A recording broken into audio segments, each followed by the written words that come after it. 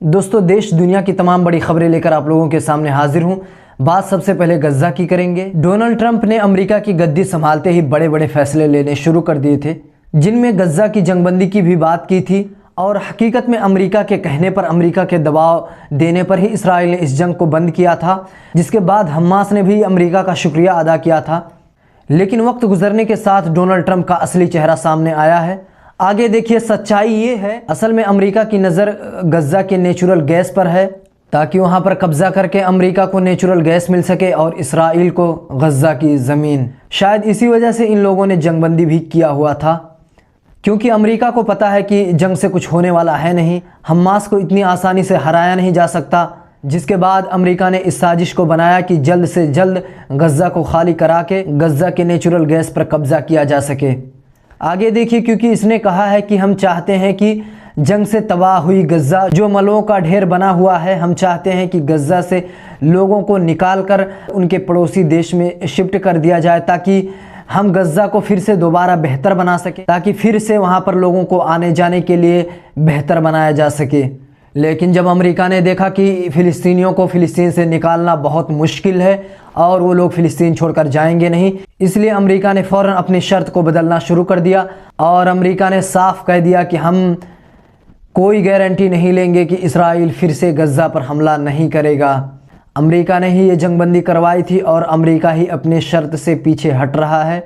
تو یہ صاف ہے کہ یہ پورا سازش امریکہ کا ہی ہے۔ اور اسی طرح سے غزہ ہی نہیں صرف، بلکہ ویسٹ بینک فلسطین کا علاقہ بھی اب سیف نہیں ہے، کیونکہ آئے دن بھی اسرائیل وہاں پر حملے کر رہا ہے اور فلسطینیوں کو قتل کر رہا ہے اور فلسطینیوں کو گرفتار کر رہا ہے۔ اور ایک پریس کانفرنس میں امریکہ نے بھی یہ صاف کہا ہے کہ ہم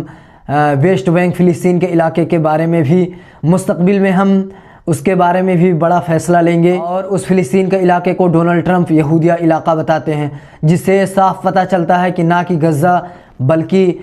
آنے والے ٹائم میں فلسطینیوں کو بھی وہاں سے نکال کر امریکہ اسرائیل کو دے دے گا اور فلسطینیوں کی زمین اسرائیل کے قبضے میں چلی جائے گی۔ یہ اشارہ صاحب ڈونلڈ ٹرمپ کی طرف سے دے دیا گیا ہے کہ آنے والے ٹائم یعنی مستقبل میں بھی امریکہ فلسطینیوں کو نکال کر پڑوسی دیشوں میں شفٹ کر دے گا اور فلسطین کے علاقے کو امریکہ اسرائیل کو دے دے گا۔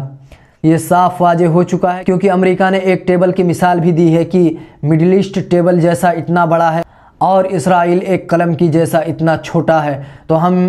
اسرائیل کو بڑا کریں گے اور ہم اسرائیل کو بڑا بنائیں گے۔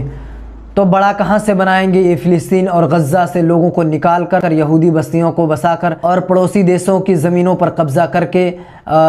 اسی طرح سے اسرائیل کو بڑا بنائیں گے۔ اور وہیں دوسری طرف ڈونلڈ ٹرمپ اور اسرائیل سعودی عرب سے نارملائزیشن کرنا چاہتے ہیں، سعودی سے اپنے تعلقات کو بہتر کرنا چاہتے ہیں۔ کس کے لیے؟ ایک مسلم دیش کے خلاف کھڑے ہونے کے لیے، جس کا نام ایران ہے۔ ڈونلڈ ٹرمپ اور اسرائیل چاہتے ہیں کہ سعودی عرب اور اسرائیل کے تعلقات بہتر ہوں، تاکہ ہم اسرائیل اور سعودی عرب مل کر ایران کے جنگجو اور ایران کے لڑاکوں کے خلاف ایک جٹ ہو کر ایکشن۔ لیکن سعودی عرب نے صاف کہہ دیا ہے کہ ہم کوئی بھی نارملائزیشن، ہم کوئی بھی تعلقات اسرائیل سے بہتر نہیں کریں گے جب تک اسرائیل غزہ اور فلسطینیوں کو ان کا حق نہیں دے دیتا ہے، اور جب تک